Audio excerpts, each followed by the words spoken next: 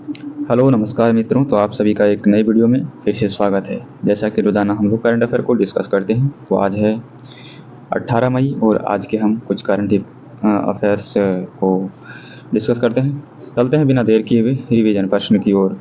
तनावपूर्ण संबंधों के बीच किस देश के विदेश मंत्री मूसा जमीर भारत आए थे? तो मालदीव के विदेश मंत्री थे। छत्तीसगढ़ का पहला 15 मेगावाट फ्लोटिंग सोलर प्लांट किस शहर में स्थापित किया जाएगा? भिलाई में। इफ्को के अध्यक्ष कौन चुने गए हैं? तो दिलीप संघनी चुने गए हैं।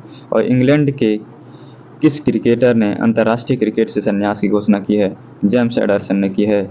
दोहा डायमंड लीग 2024 भाला फेंक में नीरज चोपड़ा किस स्थान पर रहे? दूसरे स्थान पर रहे। विश्व हाइड्रोजन शिखर सम्मेलन 2024 किस देश में आयोजित किया जा रहा है? नीदरलैंड में किया जा रहा है।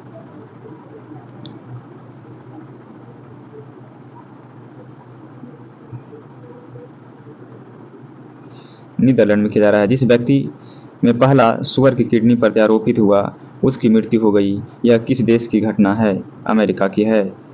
और किस राज्य के सेला सुरंग को देश की सबसे ऊंची सुरंग के रूप में मान्यता दी गई? यह अरुणाचल प्रदेश के है।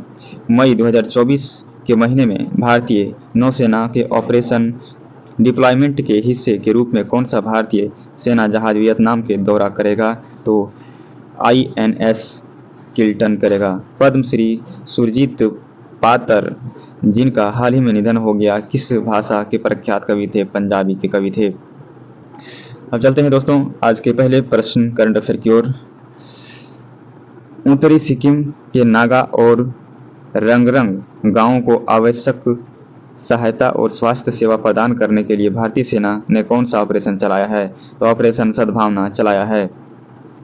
ऑप्शन देख सकते हैं। ऑपरेशन इंद्रावती हैती विद्रोहियों से बचाने के लिए भारतीयों को निकालने के लिए हैती इंद्रावती ऑपरेशन चलाया गया था। ऑपरेशन गंगा यूक्रेन से भारतीयों को निकालने के लिए गंगा ऑपरेशन चलाया था। ऑपरेशन अजय इजराइल से निकालने के लिए भारतीयों को यहाँ पर ऑपरेशन अजय चलाया था। दोस्त को देखें तो सीरिया और तुर्की से जो भूकंप आया था उससे निकालने के लिए चलाया था। और करुणा म्यांमार से भारतीयों को निकालने के लिए चलाया गया था। भारतीय सेना की त्रिशक्ति कोर ने सिक्किम में ऑपरेशन सद्भावना शुरू किया है। भारतीय सेना के त्रिशक्ति कोर ने सिक्किम के नागा और रंगरंग गांवों की आवश्यक सहायता और स्वास्थ्य सेवा प्रदान करने के लिए ऑपरेशन सद्भावना शुरू किया। 150 से अधिक ग्रामीण को चिकित्सा सहायता मिली और युवाओं ने सशक्तिकरण के लिए अग्निवीर योजना से जुड़े शैक्षणिक सत्रों में भाग लिया। ये कार्रवाइयां सामुदायिक विकास और सुदृढ़ संबंध बनाए रखने के प्रति सेना में समर्पण को दर्शाती है। अगले प्रश्न को चलते हैं। हाल ही में TCS ने किस देश में global AI centre office excellence का अनावरण किया है? तो ये फ्रांस में किया है। TCS ने पेरिस फ्रांस में global AI centre of excellence का अनावरण किया है। यह घोषणा अध्यक्ष इमैनुअल मैक्रोन द्वारा आयोजित प्रतिष्ठित चूज फ्रांस समिट के दौरान की गई थी। टाटा कंसल्टेंसी स्थापना इसका 1968 में हुआ था। मुख्यालय मुंबई में है। CEO के कृतिवासन है और अध्यक्ष N चंद्रशेखरन है। हाल ही में महिला टेबल टेनिस एकल रैंकिंग में शीर्ष 125 में प्रवेश करने वाली पहली भारतीय महिला खिलाड़ी कौन बनी है? तो ये मनिका बत्रा बन चुका है। मीराबाई चानू लिफ्टर खिलाड़ी है और सलीमा टेटे हॉकी के खिलाड़ी हैं और इसको वीमेन हॉकी का कैप्टन बनाया गया है। मनिका बत्रा टेबल टेनिस खेलती है। मनु भाकर ये शूटिंग करती है। मनिका बत्रा शीर्ष 25 रैंकिंग में प्रवेश करने वाली पहली भारतीय महिला टेबल टेनिस खिलाड़ी बनी है। सऊदी स्मैश की सफलता के बाद मनिका बत्रा अपने करियर की सर्वश्रेष्ठ रैंकिंग 24 पर पहुंच गई है। उन्होंने एकल टेबल टेनिस में किस भारतीय द्वारा हासिल की गई सर्वोच्च रैंकिंग के लिए जी सत्यन के 5 साल पुराने रिकॉर्ड को भी बराबरी की है। मनिका बत्रा ने राष्ट्रमंडल खेल 2018 में व्यक्तिगत और टीम श्रेणियों में स्वर्ण पदक जीता था। उन्हें 2020 में मेजर ध्यानचंद खेल रत्न से सम्मानित किया गया है। चौथे प्रश्न को चलते हैं। Centre for world university ranking के अनुसार भारत के उच्च शिक्षा संस्थानों में शीर्ष पर कौन है? तो IIT अहमदाबाद है।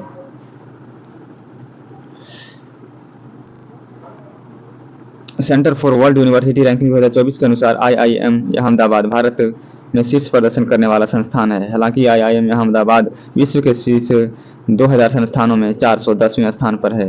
भारत के 64 अन्य विश्वविद्यालयों को भी इस लिस्ट में सूचीबद्ध किया गया है। आईआईटी बॉम्बे 568 हो गया और आईआईटी मद्रास 582, आईआईसीएसई बेंगलुरु 501वें स्थान पर रहा है और हार्वर्ड यूनिवर्सिटी लगातार 13वें वर्ष पहले स्थान पर बनी हुई है।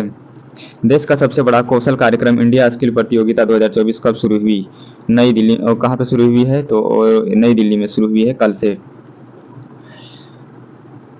यहाँ से दिल्ली से याद रख सकते हैं, यमुना रिवर के किनारे दिल्ली है और दिल्ली को स्थानांतरित जो है 1911 में 12वां स्थानांतरण किया गया था, दिल्ली राजधानी घोषित किया था। उत्तराखंड जो 138 नेशनल गेम्स को आयोजित करने वाला है। मेघालय शक्ति एक्सरसाइज फ्रांस के बीच में अभी हुआ है हाल ही में। तेलंगाना को सरका फेस्टिवल यहाँ पर आयोजित किया जाता है। G20 समिट यहाँ पे दिल्ली में ही हुआ था और रायसीना डायलॉग्स भी अभी दिल्ली में ही होने वाला है। न्यू संसद बनकर दिल्ली में भी तैयार हुआ है। नई दिल्ली में देश का सबसे बड़ा कौशल कार्यक्रम इंडिया स्किल प्रतियोगिता 2024 आयोजित हुई 15 से 18 मई 2024 तक। आयोजन कौशल विकास और उद्यमिता मंत्रालय ने किया था। इंडियन स्किल प्रतियोगिता में पारंपरिक शिल्प से लेकर के आधुनिक प्रौद्योगिकी का 61 कौशलों में प्रतियोगिताएं आयोजित की जाएगी। इंडिया स्किल्स विजेताओं को सितंबर 2024 में लियोन फ्रांस में वर्ल्ड स्किल्स प्रतियोगिता 2024 की तैयारी के लिए उद्योग विशेषज्ञों से प्रशिक्षण प्राप्त होगा। रक्षा सचिव गिरिधर अरमाने ने मझगांव डॉक लिमिटेड की वर्षगांठ के अवसर पर कितने रुपये का स्मारक सिक्का जारी किया है? तो 125 रुपये का जारी किया है। रक्षा सचिव गिरिधर अरमाने ने मझगांव डॉक लिमिटेड के स्थापना दिवस पर 125 रुपये का स्मारक सिक्का जारी किया है। 14 मई 2024 को मझगांव डॉक लिमिटेड की स्थापना 125वीं वर्षगांठ थी, इसलिए यह सिक्का जारी किया गया है। मझगांव डॉक लिमिटेड 1774 में मुंबई मझगांव में निर्मित एक सूखी गोदी के रूप में अपना यात्रा शुरू की। 1934 में कंपनी को एक प्राइवेट लिमिटेड कंपनी के रूप में शामिल किया गया था। 1960 में इस राष्ट्रीयकरण किया गया है। हाल ही में लेखक एलिस मुनरो का निधन हो गया। उन्हें किस वर्ष साहित्य का नोबेल पुरस्कार प्राप्त हुआ था? तो 2013 में प्राप्त हुआ था। साहित्य का नोबेल पुरस्कार विजेता लेखक एलिस मुनरो का 92 वर्ष की आयु में निधन हो गया है। एलिस मुनरो को 2013 में साहित्य का नोबेल पुरस्कार और 2009 में अंतर्राष्ट्रीय बुकर पुरस्कार मिल चुका था। उन्हें 3 बार फिक्शन के लिए प्रतिष्ठित गवर्नर जनरल का पुरस्कार मिला है। अंतिम कृति डियरली है इसका। हाल ही में अंतर्राष्ट्रीय परिवार दिवस कब मनाया गया है? तो 15 मई को मनाया गया है। 15 मई को मनाया गया है परिवार दिवस। 7 मई को विश्व एथलेटिक्स दिवस मनाया गया है और 8 मई को रेड क्रॉस डे मनाया गया है और 11 मई को नेशनल टेक्नोलॉजी डे मनाया गया है। अंतर्राष्ट्रीय परिवार दिवस 15 मई को मनाया गया। संयुक्त राष्ट्र ने इस दिन की स्थापना 1994 में लोगों को यह समझाने में मदद करने के लिए की थी परिवार क्यों मायने रखते हैं, उन्हें किन चुनौतियों का सामना करना पड़ सकता है और लोगों को समर्थन में एक साथ आने के लिए प्रोत्साहित करना। थीम था फैमिली एंड क्लाइमेट चेंज। हाल ही में किस भारतीय फुटबॉलर ने संन्यास की घोषणा की है? तो सुनील छेत्री ने की है। जेरेमी लालिंगुआ ये फुटबॉल खिलाड़ी हैं। हरमनप्रीत सिंह हॉकी खेलते हैं। नीरज चोपड़ा ये भाला फेंक खिलाड़ी हैं। भारतीय फुटबॉल के दिग्गज सुनील छेत्री ने घोषणा की है कि वह 6 जून को कोलकाता के साल्ट लेक स्टेडियम में कुवैत के खिलाफ भारत के फीफा विश्व कप क्वालिफायर मैच के बाद अंतर्राष्ट्रीय फुटबॉल से संन्यास लेंगे। हाल ही में FY24 में अमेरिका को पीछे छोड़ते हुए भारत का शीर्ष व्यापार भागीदार देश कौन बन गया है? तो ये चाइना बन चुका है। जापान बुलेट ट्रेन चलाने वाला जो सहयोग दिया है इंडिया को। रूस S-400 मिसाइल जिसका नाम सुदर्शन हो चुका है।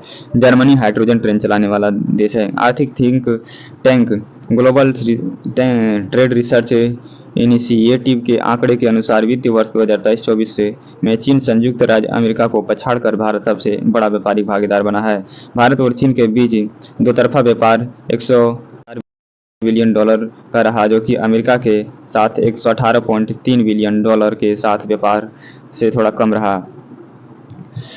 चीन की राजधानी बीजिंग है और मुद्रा रेमनविया है और मिनवी है और राष्ट्रपति शी जिनपिंग है। सैन्य अभ्यास यहाँ पे हैंड इन हैंड भारत और चाइना के बीच में होता है। एशिया का सबसे लंबा नदी यांगसी नदी है।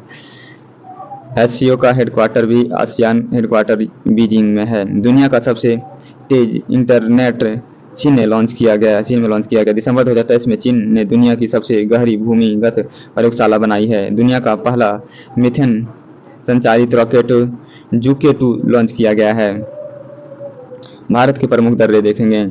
काराकोरम दर्रा जम्मू कश्मीर में है। जोजिला दर्रा जम्मू कश्मीर में है। पीर पंजाल जम्मू कश्मीर में है। बनिहाल दर्रा जम्मू कश्मीर में है। बुर्जिला दर्रा जम्मू कश्मीर में है। सिपकिला दर्रा हिमाचल प्रदेश में है। रोहतांग दर्रा हिमाचल प्रदेश में है। बड़ा लाचलत दर्रा हिमाचल प्रदेश में है। लिपू लेक दर्रा उत्तराखंड में है। हाल ही में किस देखते हैं क्वेश्चन ऑफ द डे। हाल ही में मिखाइल मिशूस्ट किस देश के फिर से प्रधानमंत्री बने हैं? तो आपको इसका आंसर करना है कमेंट बॉक्स में। पाकिस्तान, इंडोनेशिया, जापान, रूस। तो आप लोगों को कैसा लगा ये वीडियो हमें जरूर कमेंट बॉक्स में बताएंगे और नए हैं तो चैनल को सब्सक्राइब करेंगे और वीडियो को लाइक शेयर करेंगे। फिर मिलते हैं नेक्स्ट वीडियो में। तब तक के लिए आप अपना खुद का बहुत बहुत ध्यान रखें। धन्यवाद।